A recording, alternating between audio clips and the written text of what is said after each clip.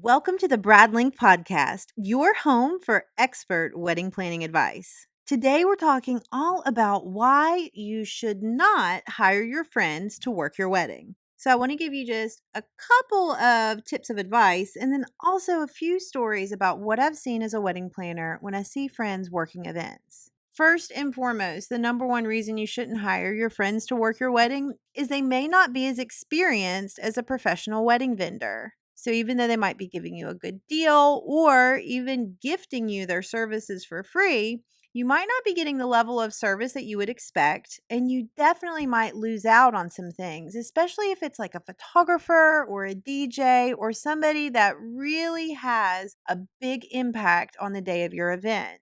Also, they may push your wedding onto the back burner since you're such good friends, and you might not get the same treatment that a paying customer might get. They may prioritize their paying customers over your wedding, assuming that either A, you would understand, or B, you're not really paying them anyway. So, why should they give you the same level of service?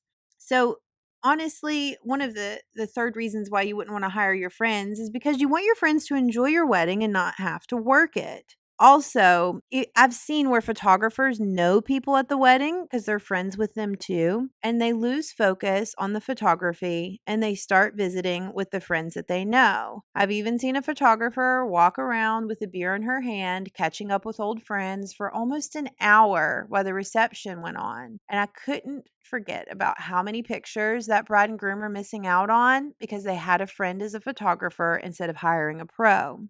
I also had another photographer bring his family to an engagement session and stop to take pictures of his children because he was friends with the couple after all, and said it was such a beautiful backdrop at the venue that he couldn't resist. Now, this alone is potential for some awkward conversations, but another awkward conversation can be about money. Money can always be a weird subject with people, and especially when you're talking with friends and family, it can make it extra awkward. So, when somebody's offering their services to you, are they offering it as a gift? Like, is there a friends and family discount? What if you think their services are more expensive than what you actually wanted to pay? And do you feel like you should expect the same level of service if they're gifting to you for free or offering you a big discount? It can be a really weird conversation to have with somebody, especially when you're talking about the way that they earn a living and the service that they provide and something they're really passionate about. It can be awkward and you don't want to offend anybody.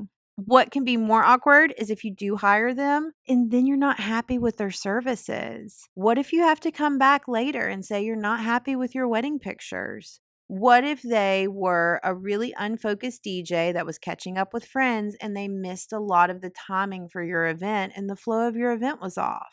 Or worse, they came completely unprepared with not the right equipment and you were missing some things like a mic at your ceremony because they just didn't know better. Having a conversation later about the services that were provided not being up to par could ruin your friendship with them and definitely put you in an awkward situation.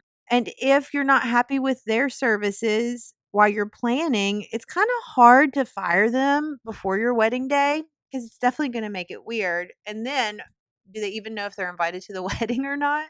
All of these reasons combined can make it really difficult working with friends.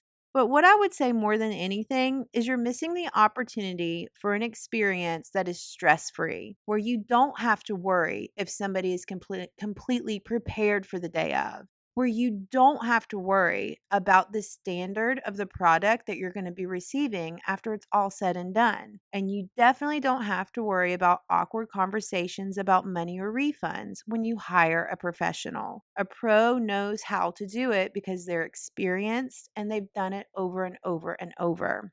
They can also add additional value to what they offer because they can definitely ensure that you're going to have a product that you're happy with at the end. And a lot of times there's all sorts of things that you didn't even think about, like, insurance and permits and all types of business administration things that a pro would have completely covered and a friend might not.